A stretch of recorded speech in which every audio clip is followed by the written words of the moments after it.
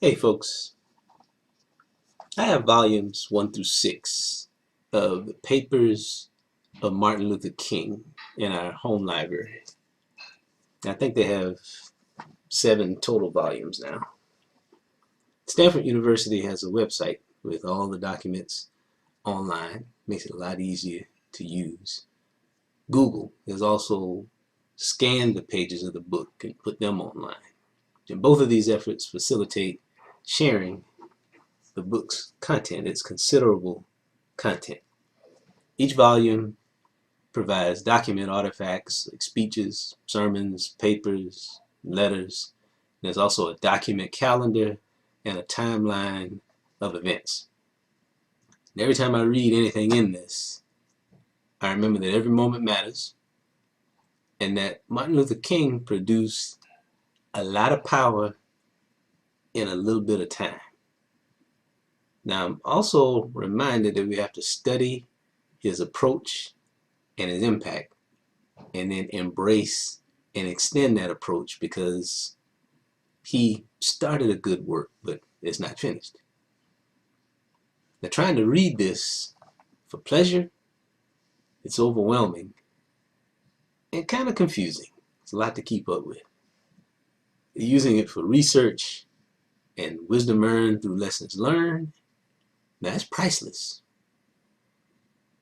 Using it to discern signs of the times is a godsend. Let me share a story prompted by recent headlines. Once upon a time, the President of the United States gave a group of African American community leaders a seat at the table. The leaders brought their own menu. It took a long time to make the meeting a reality. Lots of letters and telegrams communicating both with the President and his assistants, and several more civil rights crises like the desegregation of the schools in Little Rock, Arkansas.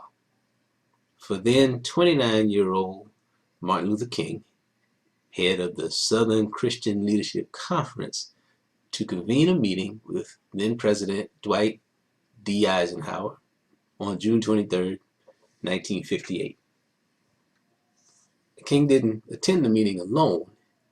He attended with 62-year-old National Urban League Executive Director Lester Granger, 69-year-old organizer A. Philip Randolph, the Godfather, and 57-year-old NAACP Executive Secretary Roy Wilkins.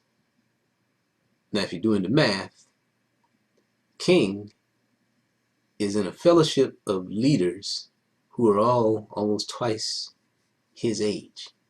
And he himself is just 29, meeting with the president. Now, Eisenhower was the president from 1953 to 1961. So if you're doing the math, this meeting occurred in Eisenhower's 5th year as president. He made it 5 years before he sat down with the African American community leadership. Now, this menu I spoke of, King's group asked President Eisenhower for 3 things. Now, first, they asked for direction to be given to the Department of Justice to protect the Voting Rights Act. Second thing, they asked for the extension of the temporarily established Civil Rights Commission.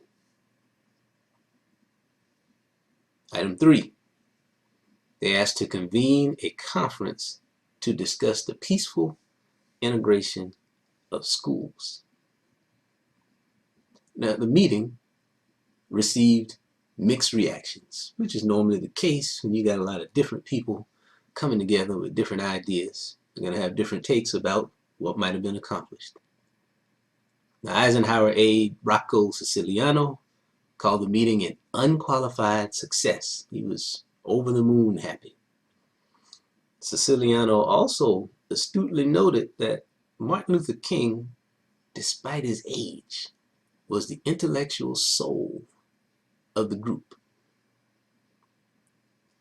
Now, the group itself had a sober view of the meeting, and they remained a little dubious, a little doubtful about Eisenhower's commitment to civil rights.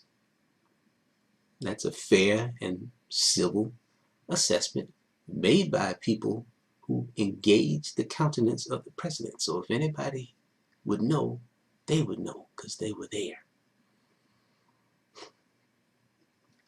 They knew that they would have to keep pressuring Eisenhower. That meeting was not enough. It wasn't a conclusion, wasn't the climax, it was just a start. Civil rights supporters and the African American press, they criticized the meeting. Said it was an abject failure because it failed to extract concrete commitments from President Eisenhower. For what it's worth, though, here in 2018, we have a Voting Rights Act, we still have a Civil Rights Commission, and integrated schools, kind of. Okay, each of these marginal gains have their own hidden long-term costs, man. That's the way this thing works. As people, the revolution will not be televised because it's not a show. Nor is it this insulated binary debate waged by talking heads, wagging fingers, wagging tongues, and twittering thumbs. Now, it's a slow and patient, strategic grind. It's a story with no perfect characters and no perfect outcomes or conclusions. That story does have a documented blueprint, though. It's a tough read, but it's documented. Now, in similar fashion, don't forget about this documented blueprint. Again, a tough read sometimes, but full of wisdom and answers for those who will ask the question. Now, with both, you have to read and wrestle with and apply its imperfect lessons delivered through imperfect people. Selah.